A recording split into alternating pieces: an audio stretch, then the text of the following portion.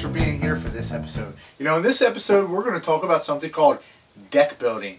That's right. You know, this deck building actually goes back to the early 1900s. That's something that I found out while I was doing research for this here episode. So, you know, it's going to be kind of tough to show you guys what I'm talking about with all this junk in the way. So, let me get this all out of here and we'll get right into the heart of deck building.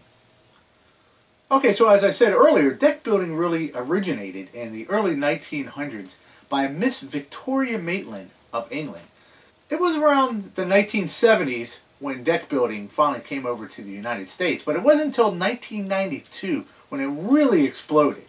A man by the name of Brian Beck came onto the scene. He was an architect that attended Iowa State University, and he broke many Guinness World Records with his deck building abilities. Currently, Brian's deck building world record stands at 25 feet, 9 inches, and 7/16. Pretty impressive. As you can see, he's also done other things such as Cinderella's Castle. Now, let's take a little bit closer look and I'll explain to you a few of the basics of deck building. For this particular explanation, we're going to be using a cheaper version of some cards here. You got to be careful when you're purchasing different types of cards. You don't want to get something that has too much of a smooth finish on it. So a lot of times the cheaper cards have a little bit lesser smoothness to them and they're easier to stack. One of the basics that everyone has probably seen and done plenty of times as a child is pretty much just your simple basic triangle stand. You start with one triangle and then you build your second triangle directly beside it.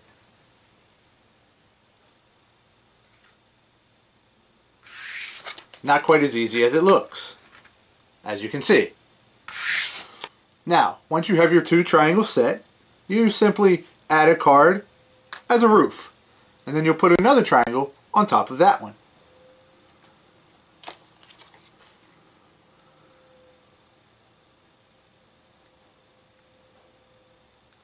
Like so. Then you'll continue to build triangles out sideways and higher up, making sure you don't hit the table like I just did. Another and probably more popular way of deck building is this method here, which requires 4 cards and sort of like a grid-like pattern. It's a bit simpler to get started, as you can see there. I already have it set up.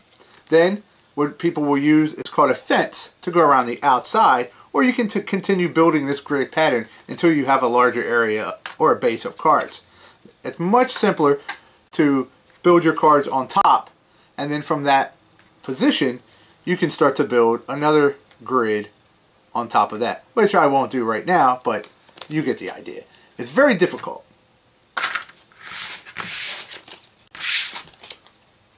Deck building can really take a long time to master. It's something you have to put a lot of practice into.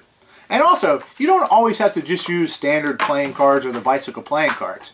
These kids here are having a lot more fun playing with their Uno cards than if they were actually playing Uno. Here's a great place for your Ewoks to hide out in this Star Wars deck building tower. And of course, this kid has nothing better to do with his money but to make a deck building tower out of $100 bills. These days, lots of different companies are putting out types of cards that you can use in your deck building. Once you get the basics down and you build a pretty nice size house or structure, you can start adding expansions onto it. And that's pretty much it for this episode. Until next time, when we talk about dice building.